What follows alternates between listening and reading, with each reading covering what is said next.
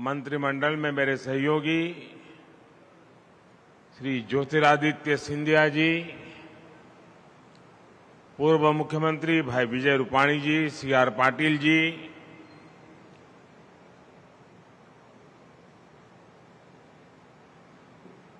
साथियों, अभी विजय भी मेरे कान में बता रहे थे और मैं भी नोटिस कर रहा हूं कि राजकोट में कार्यक्रम हो, छुट्टी का दिवस न हो, रजा ना हो,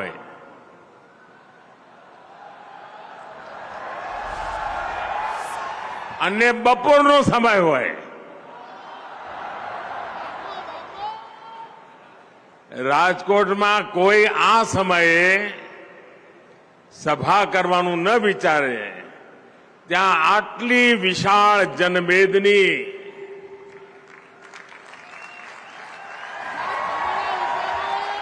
આજે રાજકોટના બધા વિક્રમ તોડી નાખ્યા છે. નહીં તો વર્ષોથી અમે જોઈએ કે સાંજે 8 વાગ્યા પછી ઠીક રહેશે ભાઈ, અને રાજકોટને તો બપોરે સુવા ટાઈમ જોઈએ પાછો. आज राजकोट के साथ साथ पूरे सौराष्ट्र और गुजरात के लिए बड़ा दिन है. लेकिन प्रारंभ में मैं उन परिवारों के प्रति अपनी संवेदना व्यक्त करना चाहता हूं जिन्हें प्राकृतिक आपदाओं के चलते काफी नुकसान उठाना पड़ा है. कुछ दिन पहले ही साइक्लोन आया था और फिर बाढ़ ने भी बहुत तबाही मचाई. संकट के इस समय में एक बार फिर जनता और सरकार ने साथ मिलकर इसका मुकाबला किया है. मैं सभी प्रभावित परिवारों का जीवन जल्द से जल्द सामान्य हो, इसके लिए भूपेंद्र भाई की सरकार हर संभव प्रयास कर ही रही है. केंद्र सरकार भी राज्य सरकार को जिस भी सहयोग की जरूरत है उसे पूरा कर रही है. भाइयों और बहनों, बीते वर्षों में राजकोट को हमने हर प्रकार से आगे बढ़ते देखा है. अब राजकोट की पहचान सौराष्ट्र के ग्रोथ इंजन के तरफ भी हो रही है. यहां इतना कुछ है, उद्योग धंधे हैं, बिजनेस है, संस्कृति है, खान पान है, लेकिन एक कमी महसूस होती थी और आप सभी भी बार बार मुझे बताते रहते थे और वो कमी भी आज पूरी हो गई है. अभी कुछ देर पहले जब मैं नए बने एयरपोर्ट पर था तो आपके इस सपने के पूरे होने की खुशी मैंने भी महसूस की. और मैं हमेशा कहता हूं, राजकोट है जिसने मुझे बहुत कुछ सिखाया. मुझे पहली बार विधायक बनाया. मेरी राजनीतिक यात्रा की शुरुआत उसको हरी झंडी दिखाने का काम राजकोट ने किया.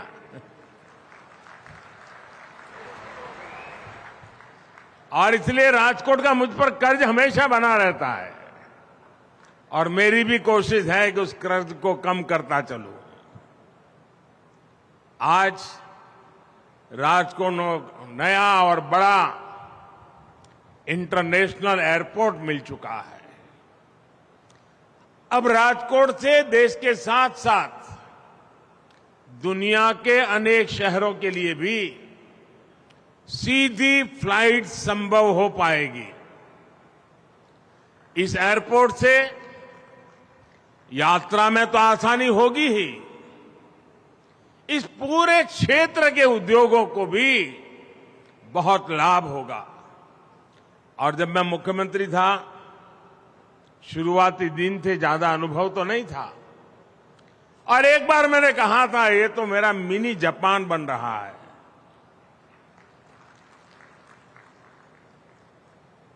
तब बहुत लोगों ने मजाक उड़ाई थी मेरी, लेकिन आज वो शब्द आपने सच कर करके दिखा दिए हैं। साथियों, यहां के किसानों के लिए भी अब फल सब्जियों को देश विदेश की मंडियों तक भेजना आसान हो जाएगा। यानी राजकोट को सिर्फ एक एयरपोर्ट नहीं, बल्कि इस पूरे क्षेत्र के विकास को नई ऊर्जा देने वाला, नई उड़ान देने वाला एक पावर हाउस मिला है। साथियों, आज यहां सौनी योजना के तहत अनेक प्रोजेक्ट्स का लोकार्पण भी हुआ। इन प्रोजेक्ट्स के पूरा होने से सौराष्ट्र के दर्जनों गांवों के किसानों को सिंचाई और पीने का पानी उपलब्ध हो पाएगा। इसके अलावा भी राजकोट के विकास से जुड़े अनेक प्रोजेक्ट्स का लोकार्पण आज यहां करने का अवसर मिला है। मैं इन सभी परियोजनाओं के लिए आप सभी को बहुत बहुत बधाई देता हूं। साथियों, बीते 9 वर्षों में केंद्र सरकार ने समाज के हर वर्ग, हर क्षेत्र के जीवन को आसान बनाने के लिए काम किया है। हम गुड गवर्नेंस की, सुशासन की गारंटी देकर आए हैं। आज हम उस गारंटी को पूरा करके दिखा रहे हैं। हमने गरीब हो, दलित हो, पिछड़े हो, आदिवासी हो, सबके जीवन को बेहतर बनाने के लिए निरंतर काम किया है। हमारी सरकार के प्रयासों से आज देश में गरीबी तेजी से कम हो रही है। अभी हाल में जो रिपोर्ट आई है वो कहती है कि हमारी सरकार के 5 साल में 13.5 करोड़ लोग गरीबी से बाहर निकले हैं। यानी आज भारत में गरीबी से बाहर निकलकर एक नियो मिडिल क्लास, नए मध्यम वर्ग का सृजन हो रहा है। इसलिए हमारी सरकार की प्राथमिकताओं में मिडिल क्लास भी है, नियो मिडिल क्लास भी है, एक प्रकार से पूरा मध्यम वर्ग है।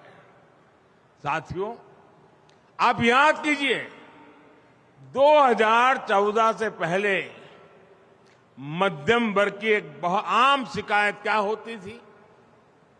लोग कहते थे कनेक्टिविटी कितनी खराब है, हमारा कितना समय आने जाने में बर्बाद हो जाता है। लोग कहीं बाहर देश से आते थे, बाहर की फिल्मों को देखते थे, टीवी पे दुनिया की अपनी नजर जाती थी, तो उनके मन में सवाल उठते थे, सोचते थे कि हमारे देश में कब ऐसा होगा, कब ऐसे सड़कें बनेगी, कब ऐसे एयरपोर्ट बनेंगे। स्कूल, दफ्तर आने जाने में परेशानी, व्यापार कारोबार करने में परेशानी, कनेक्टिविटी का देश में यही हाल था। हमने बीते 9 वर्षों में इस परेशानी को दूर करने का हर संभव प्रयास किया। 2014 में सिर्फ 4 शहरों में मेट्रो नेटवर्क था। आज देश के 20 से ज्यादा शहरों में मेट्रो नेटवर्क पहुंच चुका है। आज देश के 25 अलग अलग रूट्स पर वंदे भारत जैसी आधुनिक ट्रेनें चल रही है। 2014 में देश में 70 के आसपास एयरपोर्ट हुआ करते थे, अब इनकी संख्या भी बढ़कर के डबल से भी ज्यादा पहुंच चुकी है। हवाई सेवा के विस्तार ने भारत के एयरलाइन सेक्टर को दुनिया में नई ऊंचाई दी है। आज भारत की कंपनियां लाखों करोड़ रुपए के नए विमान खरीद रही है। कहीं पर एक साइकिल नहीं आ जाए, एक गाड़ी नहीं आ जाए, स्कूटर नया आ जाए तो चर्चा होती है। आज हिंदुस्तान में 1000 नए विमानों का ऑर्डर बुक है और संभावना है आने वाले दिनों में 2000 विमान के ऑर्डर की। और आपको याद है, मुझे तो याद है, गुजरात चुनाव के समय मैंने आपको कहा था वो दिन दूर नहीं जब गुजरात एरोप्लेन भी बनाएगा। आज गुजरात इस दिशा में तेजी से आगे बढ़ रहा है। भाइयों और बहनों, ease of living, quality of life हमारी सरकार की सर्वोच्च प्राथमिकताओं में से एक है। पहले देश के लोगों का किस किस तरह की परेशानी से गुजरना होता था, ये भी हम भूल नहीं सकते। बिजली पानी का बिल भरना हो तो लाइन, अस्पताल में इलाज करना है तो लंबी लाइन, बीमा और पेंशन लेना है तो भी भरपूर समस्याएं, टैक्स रिटर्न फाइल करना है तो भी मुसीबतों से गुजरना। हमने डिजिटल इंडिया से इन सभी समस्याओं का समाधान दिया। बैंक जाकर काम कराने में पहले कितना समय और ऊर्जा लग जाती थी, आज आपका बैंक आपके मोबाइल फोन पर है। ये भी कईयों को याद नहीं होगा कि पिछली बार बैंक कब गए थे, जाने की जरूरत ही नहीं पड़ रही है। साथियों, आप वो दिन भी याद करिए जब टैक्स रिटर्न फाइल करना भी बड़ी चुनौती हुआ करता था। इसके लिए किसी को ढूंढो, यहां जाओ वहां दौड़ो, यही सब कुछ हुआ करता था। आज कुछ ही समय में आप आसानी से ऑनलाइन रिटर्न फाइल कर सकते हैं। अगर रिफंड होता है तो उसका पैसा भी कुछ ही दिनों में आपके खाते में आ जाता है, वरना पहले कई कई महीने लग जाते थे। साथियों, मिडिल क्लास के लोगों के पास अपना घर हो, इसे लेकर भी पहली सरकारों को कोई चिंता नहीं थी। हमने गरीबों के घर की भी चिंता की और मिडिल क्लास के घर का सपना पूरा करने का भी इंतजाम किया। पीएम आवास योजना के तहत हमने मध्यम वर्ग के परिवारों को घर बनाने के लिए विशेष सब्सिडी दी। इसके तहत 18 लाख रुपए तक की सालाना आय वाले परिवारों को मदद दी गई।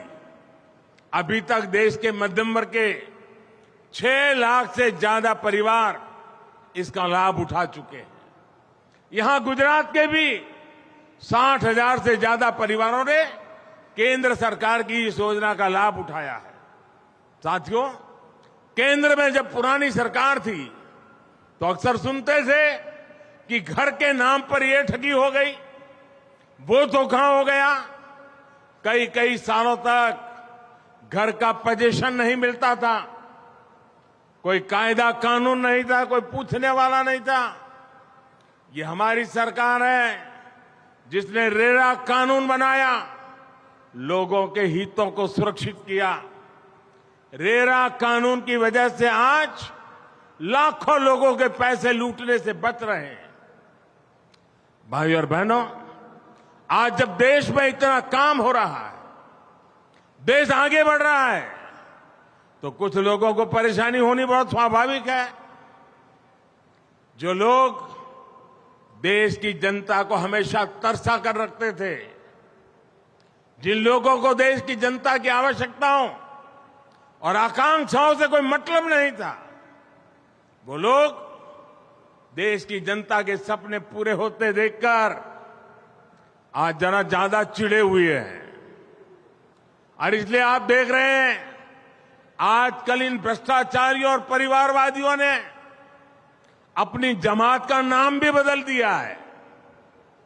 चेहरे वही पुराने हैं, पाप भी पुराने हैं, तौर तरीके भी पुराने हैं, लेकिन जमात का नाम बदल गया है। इनके तौर तरीके भी वही है, पुराने हैं। इनके इरादे भी वही है। जब मिडिल क्लास को कुछ सस्ता मिलता है तो ये कहते हैं कि किसान को सही कीमत नहीं मिल रही। जब किसान को ज्यादा कीमत मिलती है तो ये कहते हैं कि महंगाई बढ़ रही है। यही दोहरापन इनकी राजनीति है। और आप देखिए महंगाई के मामले इनका ट्रैक रिकॉर्ड क्या है। जब वो केंद्र में सत्ता में थे तो इन्होंने महंगाई दर को 10% तक पहुंचा दिया था। अगर हमारी सरकार ने महंगाई काबू में नहीं की होती तो आज भारत में कीमतें आसमान छू रही होती। अगर देश में पहले वाली सरकार होती तो आज दूध 300 रुपये लीटर, दाल 500 रुपये किलो बिक रही होती। बच्चों की स्कूल फीस से लेकर आने जाने का किराया तक सब कुछ कई गुना हो चुका होता। लेकिन साथियों, ये हमारी सरकार है जिसने कोरोना महामारी के बावजूद, रूस यूक्रेन युद्ध के बावजूद महंगाई को काबू में करके रखा है। आज हमारे आस पड़ोस के देशों में 25-30% की दर से महंगाई बढ़ रही है, लेकिन भारत में ऐसा नहीं है। हम पूरी संवेदनशीलता के साथ महंगाई कंट्रोल करने के प्रयास करते आए हैं और आगे भी करते रहेंगे। भाई और बहनों, गरीब का खर्च बचाने, मध्यम वर्ग का खर्च बचाने के साथ ही हमारी सरकार ने यह भी कोशिश की है कि मिडिल क्लास की जेब में ज्यादा से ज्यादा बचत हो। आपको याद होगा 9 वर्ष पहले तक 2 लाख रुपए सालाना कमाई पर टैक्स लग जाता था। 2 लाख की कमाई पर आज 7 लाख रुपए तक की कमाई होने पर भी टैक्स कितना है? 0, 0। 7 लाख की कमाई पर कोई टैक्स नहीं लगता। इससे शहरों में रहने वाले मध्यम वर्ग परिवारों के हर साल हजारों रुपये बच रहे हैं। हमने छोटी बचत पर, नानी बचत, अधिक ब्याज देने का भी कदम उठाया है। इस साल ईपीएफओ पर 8.25% इंटरेस्ट तय किया गया है। साथियों, हमारी सरकार की नीतियों, निर्णयों में से कैसे आपके पैसे बच रहे हैं, इसका एक उदाहरण आपका मोबाइल फोन भी है। शायद आपका उस तरफ ध्यान नहीं गया होगा। आज अमीर हो या गरीब, अधिकांश लोगों के पास फोन जरूर होता है। आज हर भारतीय औसतन हर महीने करीब करीब 20 जीबी डेटा इस्तेमाल करता है। आप जानते हैं 2014 में 1 जीबी डेटा की कीमत कितनी थी? 2014 में 1 जीबी डेटा के लिए आपको 300 रुपये देने पड़ते थे। अगर वही पुरानी सरकार आज होती तो आपको मोबाइल का ही बिल हर महीने कम से कम 6,000 रुपये देना पड़ता। जबकि आज 20 जीबी डेटा के लिए 300-400 रुपये का ही बिल आता है। यानी आज लोगों के हर महीने मोबाइल बिल में करीब करीब 5,000 रुपये हर महीना बच रहे हैं। साथियों, जिन परिवारों में सीनियर सिटीजन हो, वृद्ध माता पिता हो, दादा दादी हो और कोई न कोई बीमारी हो तो परिवार में रेगुलर दवाएं लेनी पड़ती है। उन्हें भी हमारी सरकार योजनाओं से बहुत बचत करवा रही है। पहले इन लोगों को मार्केट में अधिक कीमत पर दवा खरीदनी पड़ती थी। उन्हें चिंता से उबारने के लिए हमने जन औषधि केंद्र पर सस्ती दवाई देने का शुरू किया। इन स्टोर की वजह से गरीब और मध्यम वर्ग के करीब 20,000 करोड़ रुपए की बचत हुई है।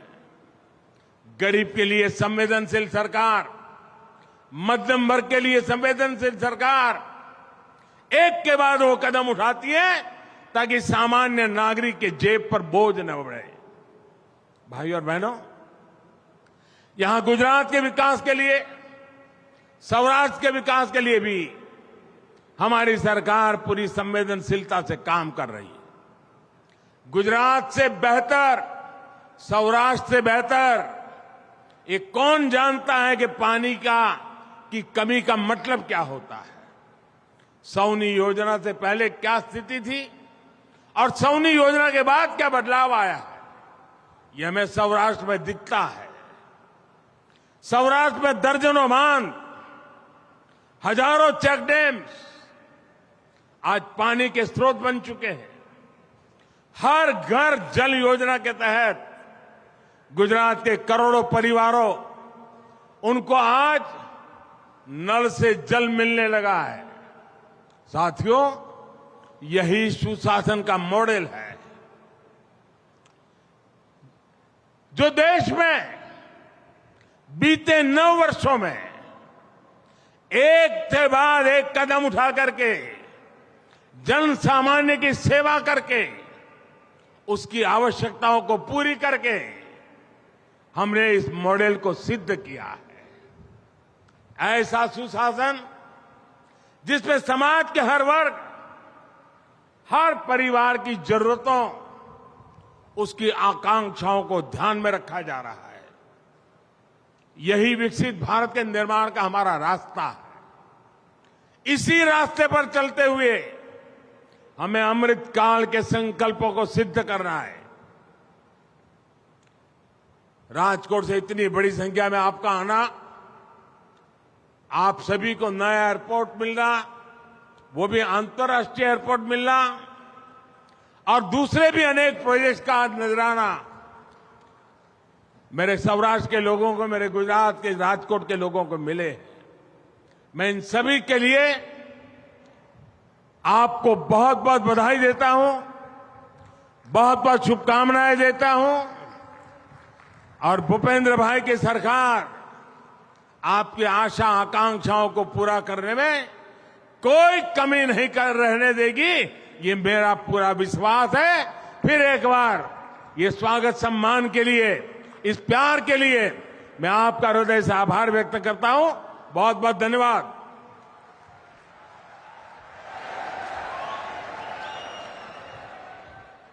આવો માનનીય પ્રધાનમંત્રીશ્રીનો અનેક ભેટ આપવા બદલ, મહત્વપૂર્ણ ઉપસ્થિતિ બદલ અને સમગ્ર રાજકોટ અને સમગ્ર સૌરાષ્ટ્ર વતી આપણે હૃદયસ્થ આવજો કહીએ અને ફરી પધારવા નિમંત્રણ આપીએ। ભારત માતા કી, ભારત માતા કી, ભારત માતા की।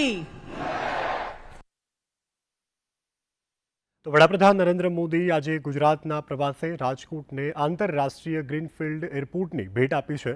મહત્વનું છે કે વડાપ્રધાને પોતાના ભાષણ દરમિયાન ઘણી બધી વાતો કહી છે। વડાપ્રધાને કહ્યું છે કે આજે તમામ લોકોના સ્વાસ્થ્ય માટે સરકારે ચિંતા કરી છે। તમામ લોકોની માટે વડાપ્રધાન નરેન્દ્ર મોદીએ કહ્યું છે કે સરકારે સૌની યોજના થકી લોકોને અનેક લાભોથી પણ લાભાન્વિત કર્યા છે। આ સાથે આરોગ્યની સુખાકારી માટે પણ PMJY કાર્ડ લોકોને આપવામાં આવ્યું છે, જેથી કરીને ઘરમાં વડીલો સહિત તમામ લોકોની સારવાર પણ કરાવી શકાય। આ સાથે વડાપ્રધાન નરેન્દ્ર મોદીએ કહ્યું છે કે આપણે દુનિયાની સાથે કદમથી કદમ મિલાવવા માટે આજે તમામ લોકોની પાસે 5G ઇન્ટરનેટ પણ છે। જો પહેલાંની સરકાર હોત તો આજે મહિના દીઠ તમારે 6,000 ચૂકવવા પડતા હોત। વિવિધ વગેરે વાતોની વડાપ્રધાન નરેન્દ્ર મોદીએ પોતાના ભાષણ દરમિયાન ઉલ્લેખ કર્યો છે। આ સાથે વડાપ્રધાન નરેન્દ્ર મોદીએ જે નવા પ્રકલ્પો, જે નવા આયામો રાજકોટને આપ્યા છે, જેનાથી રાજકોટના વિકાસમાં 4 ચાંદ લાગશે।